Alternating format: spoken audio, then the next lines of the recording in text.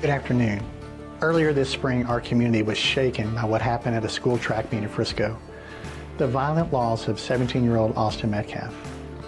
For weeks now, my team has been presenting evidence to the grand jury, and today I summarized that evidence, and I asked the grand jury to return a first-degree murder indictment against Karmelo Anthony, which they did.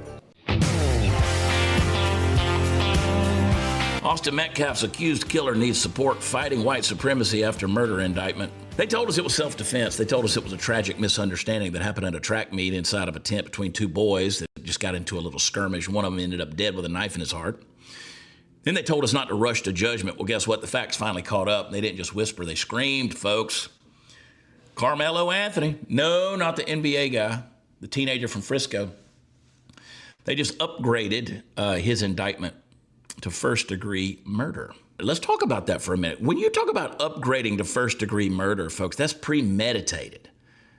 That's not heat of the moment, not a scuffle gone wrong, not self-preservation. That's murder that is intentional, that's calculated, and it is cold. And they're going to run headlines like this: Austin Metcalf's accused killer. His name's Karmelo Anthony. Accused killer. Needs support fighting white supremacy after murder indictment. Karmelo Anthony's family was seeking over $1 million more for their legal team. They have raised, I think, if memory serves correct, over $500,000. And this was a hijacked narrative. Let me unpack for you how that narrative got hijacked. Now, there's the goal right there, 1.4 million. Let's round up. They've raised over 538,000. Okay. This story has been buried. I don't know if you realize this or not. This story's kind of been going on. And the spin factory underneath, man, they don't know what to do with this thing. But now the truth is coming out because from day one, the media ran interference. You know how it goes. You got a tragic event. You got these confused teens, and here comes the carefully crafted sob story. He was scared. He was bullied. He felt threatened. I mean, how many of us got attacked online for asking questions about this deal because we said, what happened inside of that tent? It became a racially motivated thing. He was probably being, cornered and he had to fight his way out. They painted Karmelo Anthony as a misunderstood youth who just happened to have a knife at a school track meet and just happened to put it in another teenager's chest. And if you questioned that narrative, you were judgmental. If you wanted answers, you were hateful. If you supported the victim's family, well, then you were a bigot. You were a racist. It was classic playbook, folks. And this is the kind of crap we got to start calling out. Because here's the thing, reality doesn't care about the optics. What happened freaking happened. And facts don't bend to feelings, and a young man named Austin Metcalf is still dead. Now, what changed? Because I want you to remember. I want you to remember. The original charge was second-degree murder. That means it wasn't pre-planned. It could have fit the self-defense narrative if you, of course, squinted and ignored the whole lot of inconvenient facts that were out there. But then you got new information that dropped. You got surveillance footage. You got some video that came out, the eyewitness reports, the forensic, all the stuff that doesn't care how sympathetic your TikTok persona is. And a grand jury had a change of heart. What did they say? They said first-degree murder. That means there was credible evidence that this wasn't some spontaneous, fearful act. This was intentional. It was deliberate. It was a knife brought to a public event. And a victim was targeted. And believe it or not, the victim wasn't Karmelo Anthony. It was Austin Metcalf.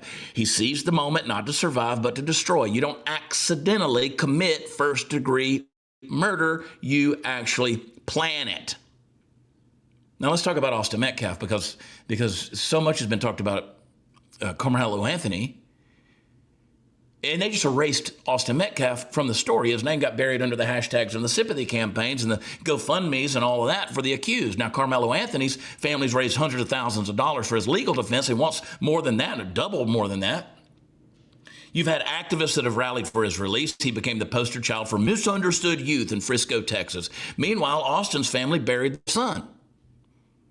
There's no GoFundMe campaign that can bring him back. No PR team can rewrite what he lost. And while Karmelo was sitting at home after a reduced bond that went from, $1 million to $250,000, he sat at home wearing an ankle monitor under house arrest.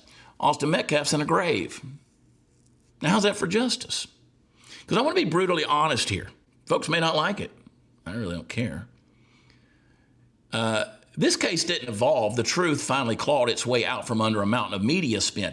See, it lost in the shuffle of all the Iran and everything that was going on. This thing didn't just get lost, it got buried. But the truth has clawed its way out. The facts were there, they just weren't convenient. And the truth is this: our culture now decides guilt and innocence based on who can cry the loudest and craft the most sympathetic backstory. And we got to stop that crap right now. But you know that's true. That's where we've gotten to. Because justice, folks, is not about who has the better hashtags in sob story. It's about facts. It's about motive. It's about evidence. It's about law. The rule of law, when you take that away, when you take away blind justice, when you take away those things, you don't have a country, you don't have a society anymore. And when a grand jury, after seeing all the evidence, all the upgrades of charge from a second degree to a first degree murder, that means the media, what happens at the Pentagon, right? Same shit. The media got it wrong. The spin job failed, and I love to see that. I hate that it's under these tragic circumstances, but the spin job failed. And that means, at least for once, truth won. So America, we got to stop. We got to stop swallowing every headline. And I know I'm preaching to the choir here, but this is the message we've got to tell our families over Thanksgiving dinner, 4th of July picnics. We got to stop. We got to inform them of this. Say, hey, the media gets it wrong. Jump into conclusions and swallowing every headline like it's gospel truth. Every time something happens, the narrative machine is going to crank into overdrive, and the victim becomes the villain, the aggressor becomes the hero, and somewhere in the chaos, truth is going to die in a corner. Man, I hope this will be a wake-up call. We'll see what happens in this case, because if he's convicted, he's going to spend the rest of his life in prison without parole. It's a sad situation all the way around. It really is. But this case has got to remind us that justice is not about emotional storytelling. It's about accountability.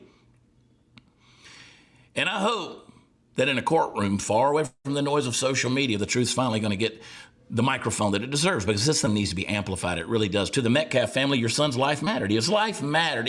The media spun it like he was the aggressor. His death wasn't a footnote. And now with this indictment, the world's finally forced to look at what really happened that day. I don't care about the color of your skin.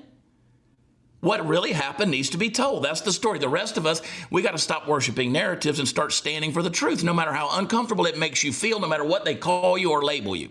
Because in the end, truth doesn't need your approval. It needs the light. And baby, the light just got flipped on.